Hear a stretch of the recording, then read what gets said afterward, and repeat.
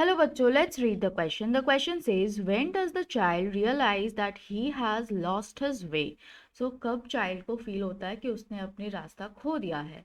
How have his anxiety and insecurity been discussed? और उसकी जो anxiety है, उसकी जो insecurity है, उसे किस तरह describe की गई है? So let's know the key points. हम क्या key points ध्यान में रखेंगे? सबसे पहला बात, he got attracted by many things in the fair. Also, while he was coming to the fair, he was driven by many things. He often lagged behind but would try to catch up with his parents whenever they called. So जब वो मेले में आ रहा था तो रास्ते में उसे बहुत चीज़ें पसंद आ गई थी, बहुत चीज़ों से वो अट्रैक्ट हो जा रहा था और वो पीछे छूट जा रहा था चलते चलते। और फिर जब उसके पेरेंट्स उसे बुला रहे थे तो वो साथ में उनके पीछे चलने लग रहा था, पेस अप कर ले रहा था खुद को। Right. At the fair, without waiting for any answer from his parents, he kept moving. और मेले में बिना कोई रिप्लाई, जब भी वो डिमांड करा तो बिना कोई रिप्लाई सुने अपने पेरेंट्स से वो आगे बढ़ता जा रहा था. When turned back to plea for a ride on the roundabout, he couldn't find his parents. A deep cry of anxiety and insecurity choked his throat and tears rolled down from his eyes.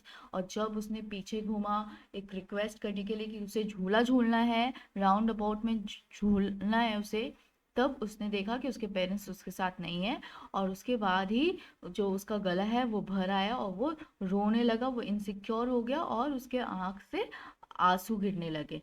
Right. Now let's no कि इसका answer क्या हो सकता है. तो इसका answer हम ये लिख सकते हैं, जब वो मेले में जा रहा था तो वो बच्चा बहुत चीज़ों से अट्रैक्ट हुआ था और उसी वजह से वो पीछे छूट जा रहा था अपने पेरेंट्स से. और फिर वो कोशिश कर रहा था कि उनके स्पीड को, वो पेस को कैच अप करे जब भी वो उसे बुला रहे थे.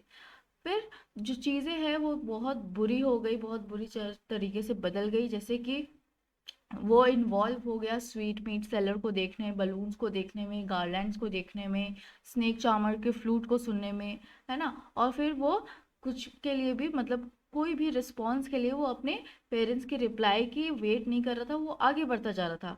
और फिर जब वो फाइनली वो एकदम रेसिस्ट नहीं कर सका, वो खुद को रोक नहीं सका रिक्वेस्ट करने से और वो पीछे घूमता अपने पेरेंट्स के रिस्पॉन्स के लिए, जब उसने रिक्वेस्ट किया रहता है राइड के लिए, तब उसे रियलाइज़ होता है कि उसने अपने पेरेंट्स को खो दिया और फिर वो उन्हें ढूंढ भी नहीं पा रहा था अपने आसपास.